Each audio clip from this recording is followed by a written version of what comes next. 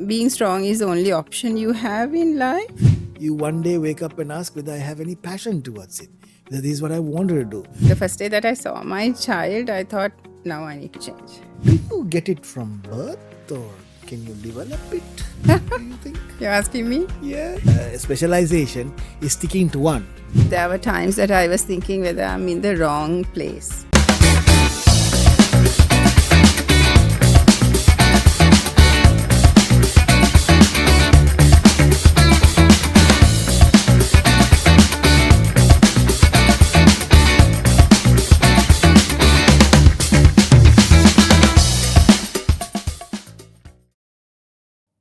Hi and welcome to the podcast. We at Northstar firmly believe that limitless learning and grit to change is our core value. To discuss this, we've brought in friends, professionals, and people who are admired to be able to talk us through their life story so that they can talk to us about what grit and lifelong learning is to them. And for that, I have a very, very close friend with us this morning.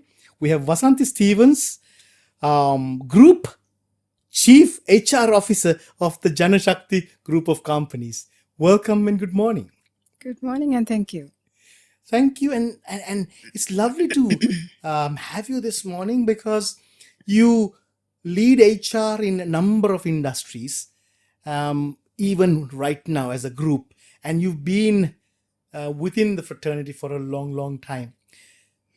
I know you well as a friend, but talk to us about who Wasanthi was as a kid, as a teenager, probably university. Who is she as a person? Wow. Going down the memory lane.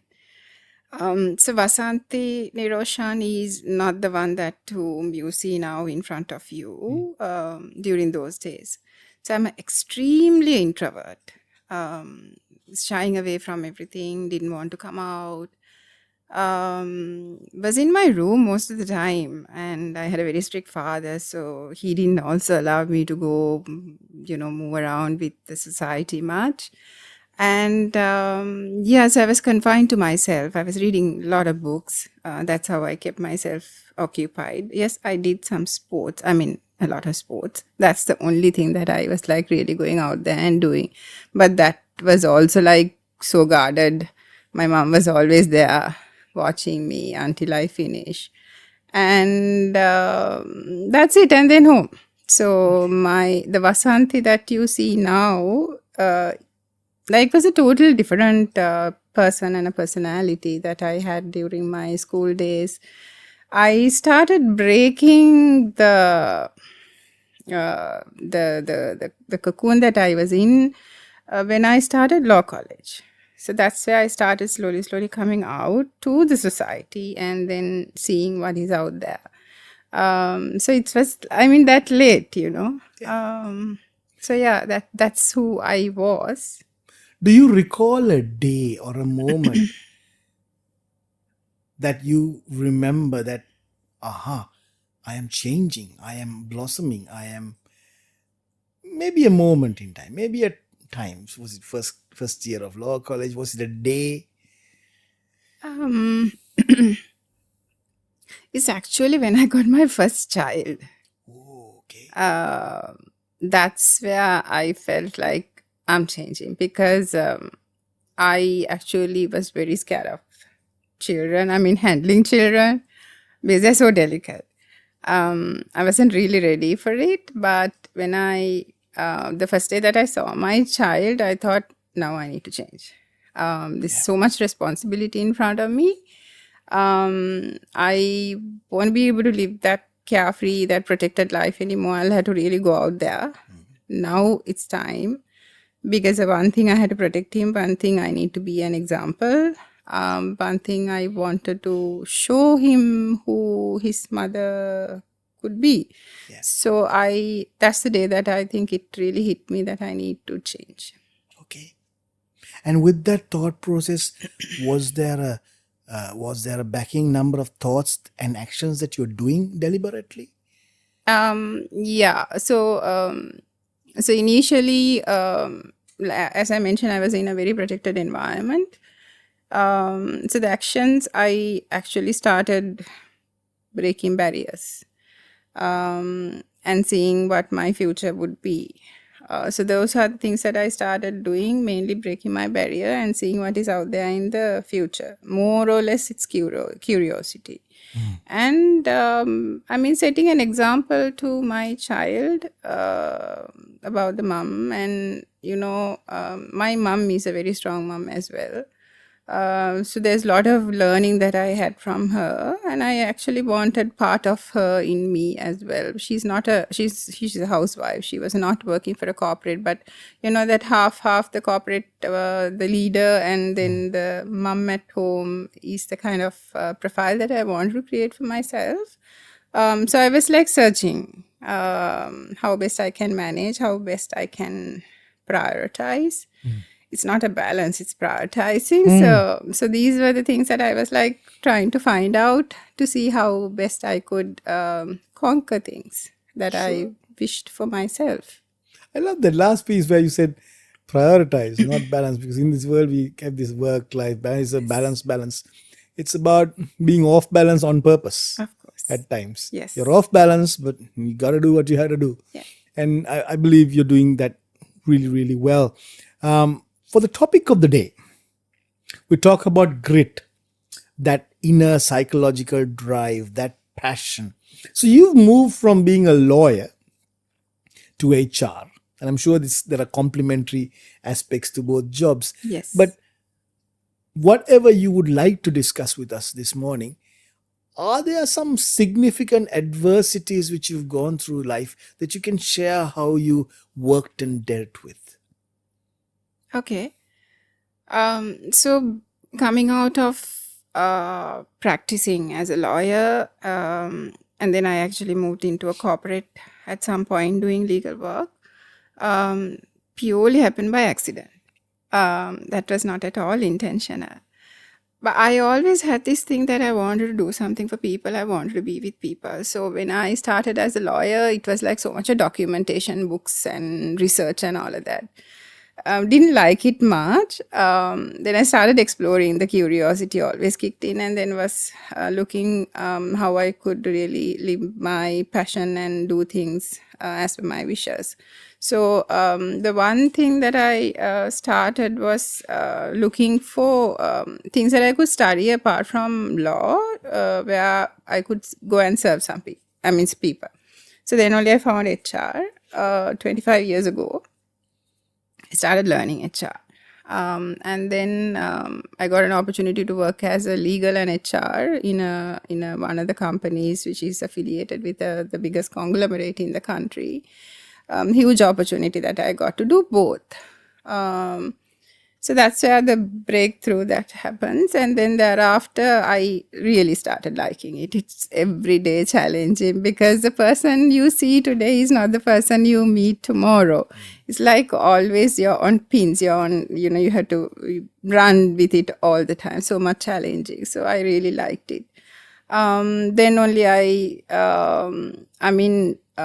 there were instances where dealing with people is difficult.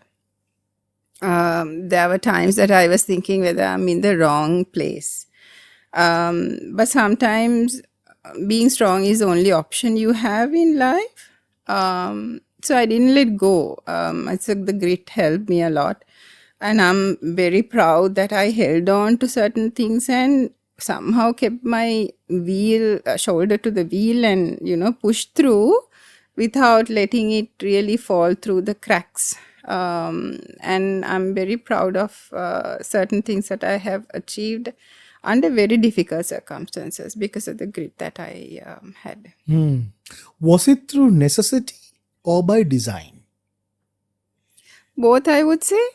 So it became a necessity, but I designed it. How I tackle it is because of the way that I designed it. So probably because of the necessity, sometimes you might do something to maintain the status quo. But in my case, I decided to take it to a next level. Yeah, so I think both, I would say, yeah. See, in this learning process, and I was having this conversation with another as well. They say you got to sample new things, try out new things to become better. So traditionally, we are told the road to specialization is sticking to one. And today we talk about the fact that sticking to one for a long time and no change whatsoever, you one day wake up and ask whether I have any passion towards it, whether this is what I wanted to do. But if you've actually explored and sampled quite a bit and you've chosen something, it actually makes you that much stronger in your deliberation and passion. So, Exactly.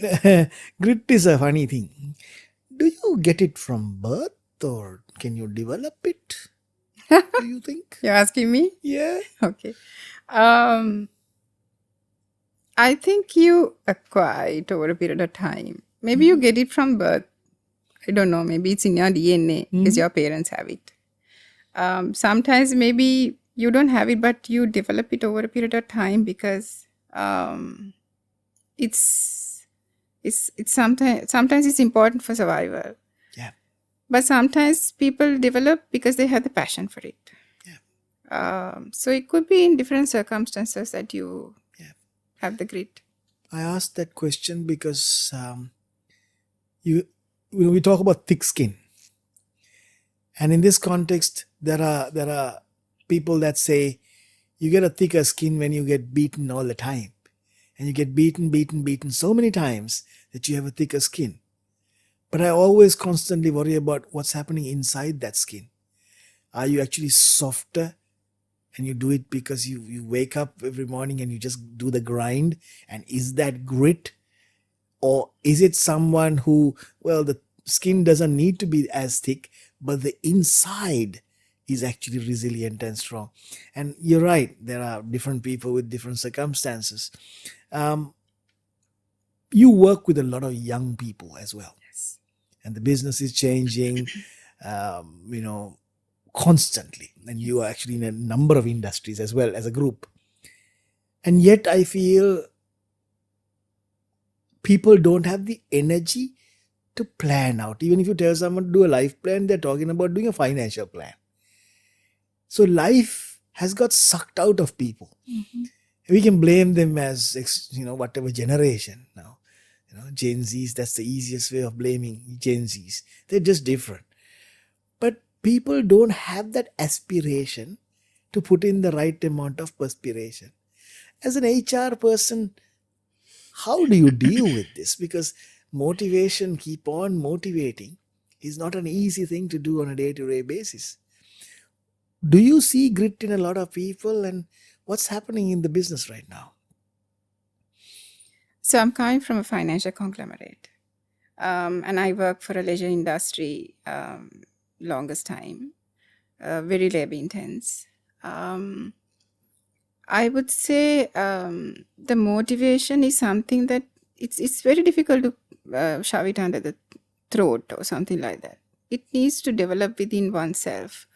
What we could do is to facilitate certain things that could help a person to be motivated. In my company and the surroundings that I'm in, I would say Gen Zs are a blessing because they bring a different vibe to the entire organization. Yes, it's very difficult to manage them, where we are teaching our seniors in different ways how we can manage and handle the Gen Zs. But I think there's a lot to learn, and they bring so much of kind of a very colorful, vibrant environment to the organization.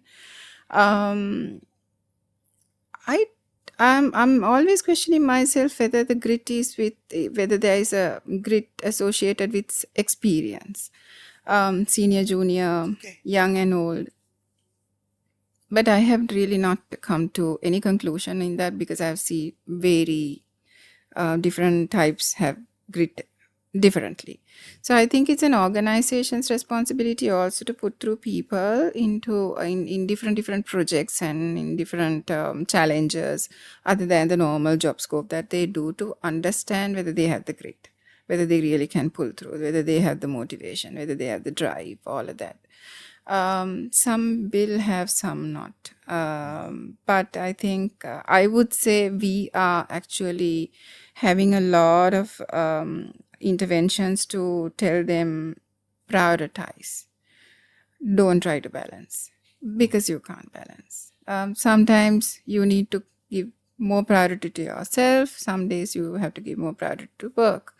That's how it is. So we teach them how they can do, and there are so many platforms that we have opened for them to come and voice their opinion. And then even if you are in a very challenging status and a mindset, there are options and platforms available for them to go and sound that and get solutions. So I have seen grit is something that they develop when sometimes when they don't have, like I earlier mentioned, when they don't have any other option other than displaying it. Sometimes they do it through sheer passion. So that's what sometimes they thrive on. That motivates certain people. So yeah. So we identify all these categories and see how we can nurture that more and more in the company. There are people who have the grit who come and talk to our youngsters and even the seniors. There are pens down sessions that happens. We keep the pen down and go and listen to something.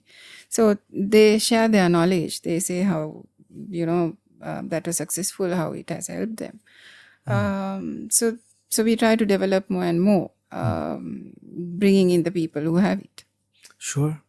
Because in my work, and I work with all generations, I think the youngest manager I'm coaching is about 23, and the oldest is about 66 at a senior level. I find that a lot of people, they want to give up. They want short-term gratification. They want results fast. If not, give up and move on. That staying with something and working it out, reworking to be able to perfect it.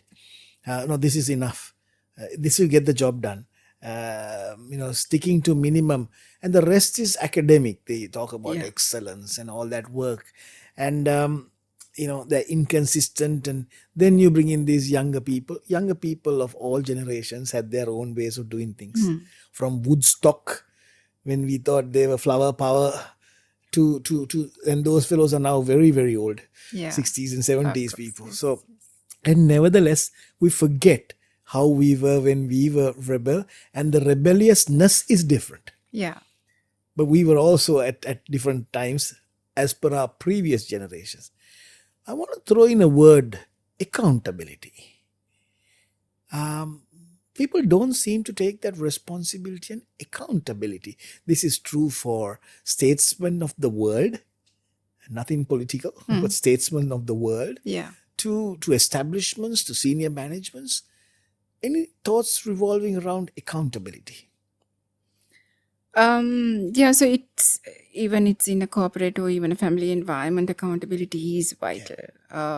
Everyone needs to be accountable for their part of the work.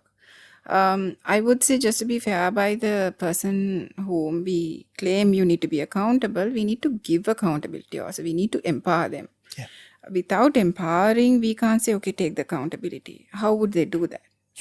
So I think as a corporate, we need to learn how we can give them the space to work, the freedom to work. And then, for them to be more creative and innovative, we need to give that space and the time and the environment.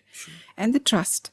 I think trust is something for accountability. Trust plays a very big part. If you don't trust, you always keep a string attached to the person, or you micromanage, or they have to look over your shoulder and work or something like that. So before we say, okay, you need to be accountable, we need to facilitate that process in any environment we are in, whether it's home, even with your child. You can't be always, controlling your child and say you take accountability. How can they do that? So likewise, even in a corporate environment, you need to enable the environment for them to be accountable. Then yes, let's talk about accountability. Once you create that environment where they could be really accountable for what they do, give them, I think most of the time we miss the bus saying, okay, you take the accountability and people are not accountable, but you don't really facilitate the process to enable that work environment for them to do that. So if you have a very controlling environment with all the boundaries and red tapes, how can they be accountable? So I think, in my view, I look at it very differently. You facilitate the process and then let the people be accountable. I would say majority of them would. When you trust them, when you are given the freedom to them, I'm sure they will take accountability for what they do. The majority of them. Absolutely. And I'd add a little caution to that. Also, permit failure. We are very good at management Yeah. discussion. Yeah, We yeah. say you learn from failure, fail fast to learn fast. Yeah. All these words are there. Yeah. When we come to it, We pounce at it all the time. Yeah. We when they will not try thereafter. There are so many things that they'll have to go through, the warning letters, or maybe cut in the increment or the bonus or whatever, what's said and not. And then you say, okay, now be innovative, we doing this and all of that. They will close themselves up. It's a human nature. It'll happen to us also. Yeah, you're right. and yet for us, it's hard to say, okay, this mistake was made. What did you learn from it? We know that's the right thing to ask. Yeah. We've been taught that. Yes. But when it comes to reality, Yeah. it's hard. It's hard. Yeah. And I think, even to be fair, by more senior people, Mm. a lot of people don't understand that even when they go to sleep, they think of checking the mail, dropping a text, was this done, was that done? Yeah. They don't think of themselves as micromanaging. Yeah. They think they're actually helping the process. Yeah. But like you said, they're probably not. They're not. Probably not. Yeah. Yeah. So trust plays a big part in the whole game plan. I'm blessed to have very good seniors who I was able to work in my life. And some people whom probably are not a very good example to take back to your life. So you have both versions. Yeah. So you get the best out of both because you know what to do and what not to do also. So that's where, you learn, let the people explore, let them, go and see what's out there. Let the curiosity be, nurtured in a work environment. Sure. That's how you break the, the nut and find what is out there. So yeah, so failure is something that you should not bounce at. There should be some limitation, I would agree, but I think we need to really trust the process and let them explore. You will find amazing things coming out. So when you boil it down, you're talking about good professional communication as well. Yeah. It's the difference between good advice and pounding is perhaps how we look at it and talk through the process. Yeah. Which brings us to this process of learning. Yeah. And lifelong learning. So one way of thinking is, well, learning is your own personal thing and you got to do it yourself. The other one would be to turn around and say, well, companies should actually look at learning and they should actually do it and so on and so forth. How do you do your lifelong learning? Okay. How do you keep abreast of what is happening? Yeah, so Niroshan, my younger days, I thought learning is all about acquiring knowledge, gathering, collecting.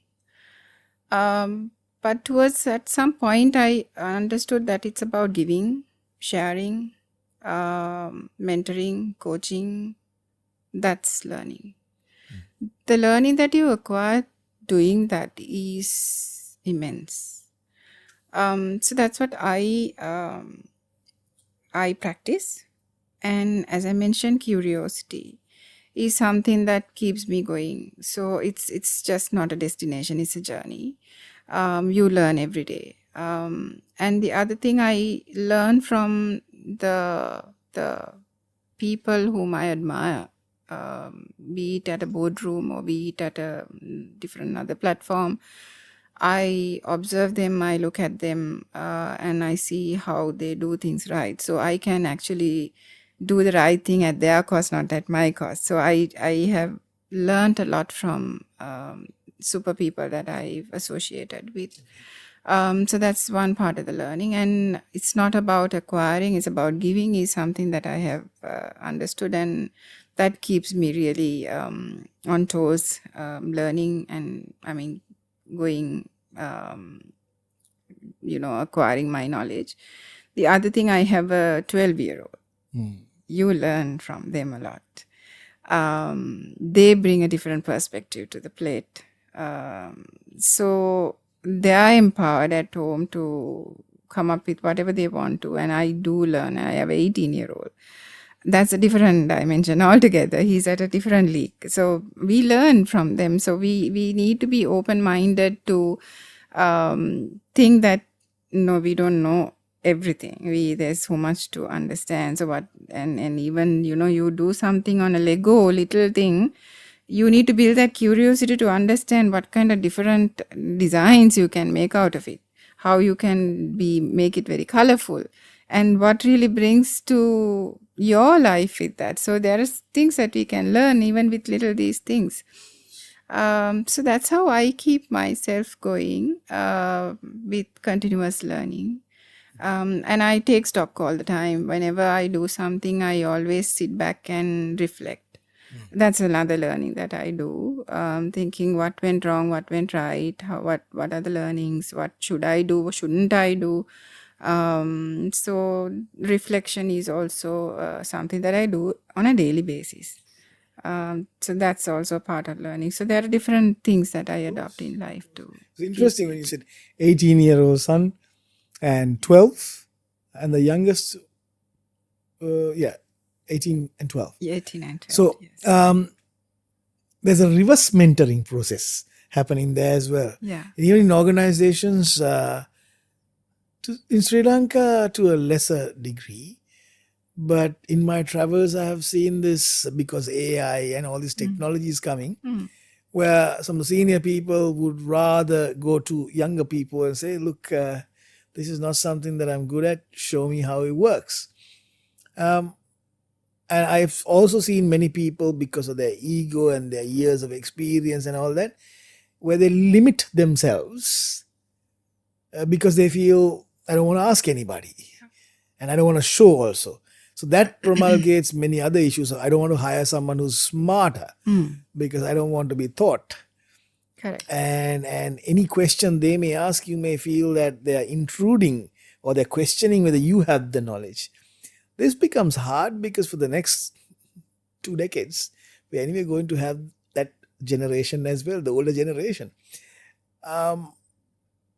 If that happens to a person and they walk up to you, now I'm asking you as a coach, not only would you ask smart questions of them, but what would you get them to realize?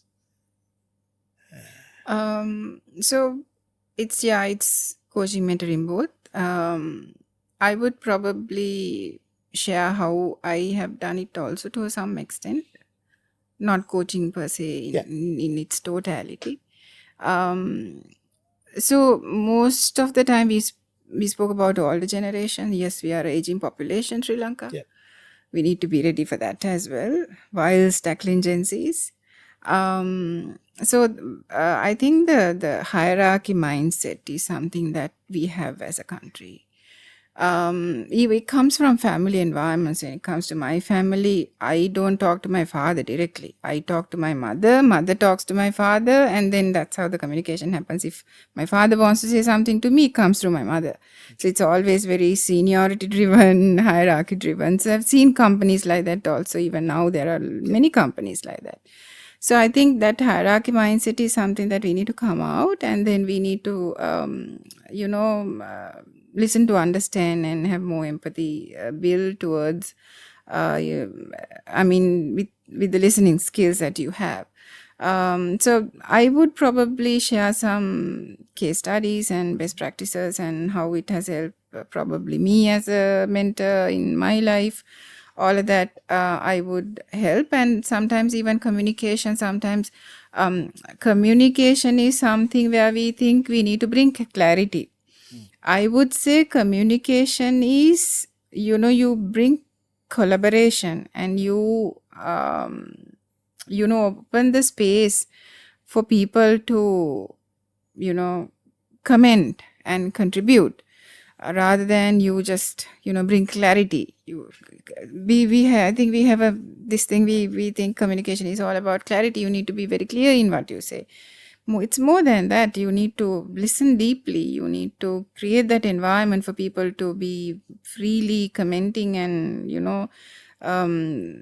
giving their best in that environment. So The psychological safety. yeah, so I will probably share all of these, and maybe best practices and case studies, like I mentioned before, for them to realize it's working. So I think if people are embracing things, when you are sharing knowledge and giving experience and telling them that it's practical, it has happened and it has worked, rather than giving theory. So that will be my approach. They say what can't destroy me will actually make me stronger.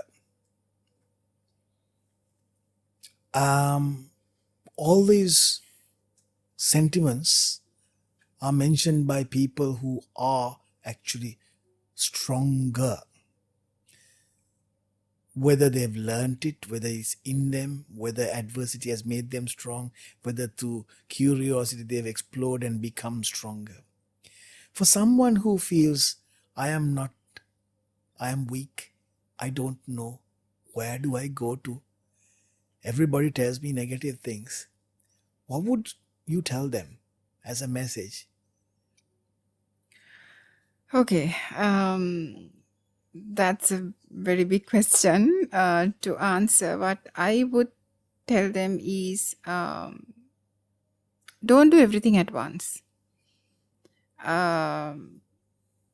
Take bite sizes and see, take the small steps. And mainly this, if I'm talking about today's environment, I think we have so much of media things are going on, and we are in a very fake world created. I would say for them to come out of all of that and step aside and pause, reflect on yourself and think what is possible for you within your limitations and whether your competencies and all of that, and then take those steps. Sometimes we look at our success through the lens of the society, and we look at other people and think, oh my God, they are successful and we are not. My age is this, I have not achieved this and they have achieved that. Who knows what they are going through? Because we see only what we see out there. There's so much, it's like iceberg. We have, there's so much that we don't see. Absolutely. So I would definitely say, and that's something that I do. I am on all the social media platforms, but I hardly spend time reading a lot of things. Whatever I think is important to my life and for me to learn, and if I want to get to know a little bit on news, that's all. And I keep away from looking and reading and watching and all of that, spending time. So that way, I think one person will not really compare themselves with another person. And that way, if they explore themselves better, they will find their true potential. I think we are in a really circus at the moment with what is all the things that are happening in the society. That's the reason the suicide rate is going up at a very young age, because they think it's impossible. You can't do. You get a CV, Niroshan. There are so many qualifications in a CV. Sometimes children doesn't know what they need to do. They don't have that focus. They see them because there's so much of advertising going on even with education. So they think, okay, I want to do this and then I want to do that. If I do this, probably I'll be better than that person. So they have all sorts of things that they have done that is there in a CV. But if you really put that person to work, they can't really perform a job. Yeah. So that's where we need to help the people with this, the mindset and the marketing gimmicks that are happening, come out of it. Just, be true to yourself and understand who you are first, and then take those small steps. You can really, conquer a lot of things if you focus within, not outside. Sure. Problem is, in terms of messaging, there's so much of dichotomy. One moment you will say, no, you must not look at others and you must look inward and develop. The next moment somebody else says, look, benchmark against the superior people and get to that. Yeah. One moment you say, well, live in the present. The next moment you say, plan for the future. Yeah. Don't look at today. Today is anyway past. Right now, you're looking at the past.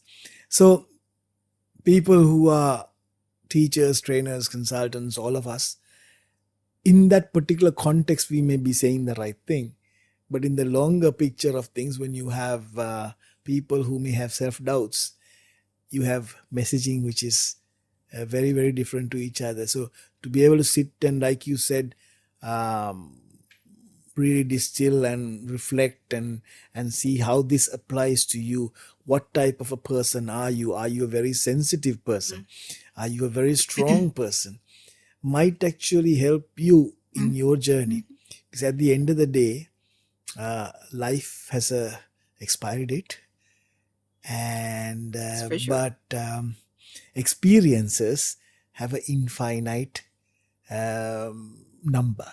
So it's in the experiences that you truly, truly grow.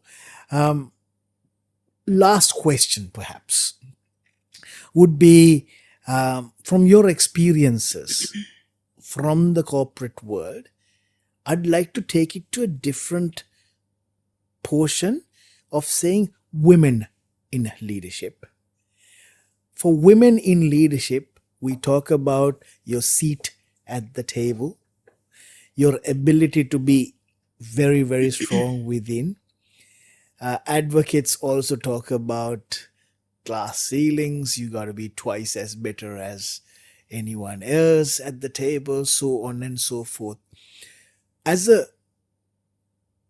woman leader who's also a mom and who does her prioritizing very well, what message would you have for women in leadership in this space of grit and limitless learning?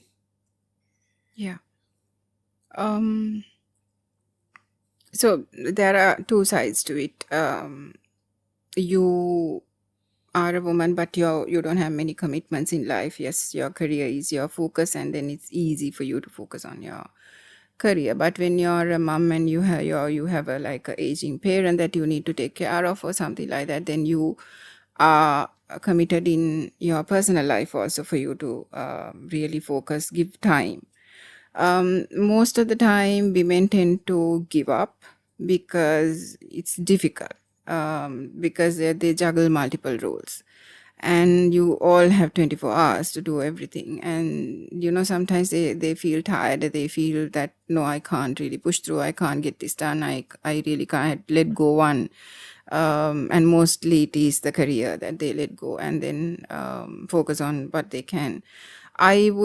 My advice or what worked for me is the focus. I didn't allow anything to take away my focus from where I want to be.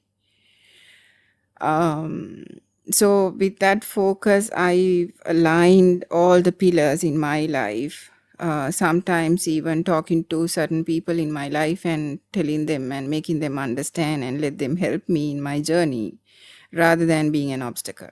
If there are obstacles I see, I had to cut the rope sometimes.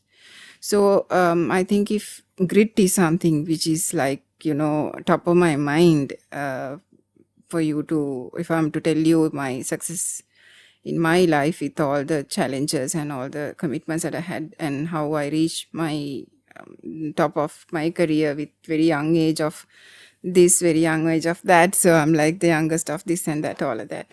And the most biggest conglomerate in Sri Lanka. I think if we can really train their minds to not to, and that guilt feeling also is working on women a lot. Yes, they might have the grit to really push through, but then they say, okay, now I'm giving priority to my career and my family is probably neglected. So that guilt feeling comes in, and then, again, that probably we are very emotionally driven creatures. Then we weigh something, towards one side, and then you might leave the career out. So I think you need to understand first what you want to do, Whether it's being with the family, looking after the children, that's fine. If you want to be a career woman, that's fine. So once you select that path, then you need to create your pillars to support that, the entire support system. So that's where I would advise, and I would say the focus and getting that support system, come out of the guilty feeling. You have a target to achieve, you go towards it, and let everyone rally around with you. Even my two sons work like a team with me. There are times that I tell them I probably can't make dinner, and my two sons go to the kitchen and make a sandwich or something like that. So we work like a team. So it's just that it's our responsibility to get everyone rally around your dream and let everyone support. The discipline is also something that is probably falling a bit these days with the Gen Zs, because they tend to give up a lot. You need to create a lot of discipline for yourself and be very time bound in what you do. Then I don't think it's I'm not saying it's a piece of cake, but I would say it's not that difficult for a woman to reach to the top. Absolutely. Managing everything. Good. Angela Dakwatu talks a lot about grit, talks about the fact that grit is also developed through challenge on one side, support on the other. Yeah. And you spoke about support mechanisms. So, knowing me, I always say something controversial. Does that also mean that choosing the right partner in life is very, very important for even someone who has the grit not to let go of it, be more sustained, to go towards your dreams? How important is your life partner? Plays a big role in the grit that we are talking about. So most of the time I spoke about this guilty feeling that a woman, I think this works for both men and women. It's a life partner we are talking about. So if you have decided, I think the younger generation has a very different view about these life partners. I think it's a very different shift we see now in the society.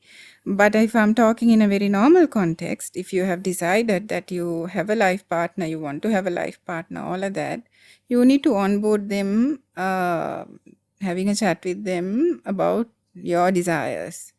I would say try as much as possible, if someone is really not supportive, to bring that person to support you.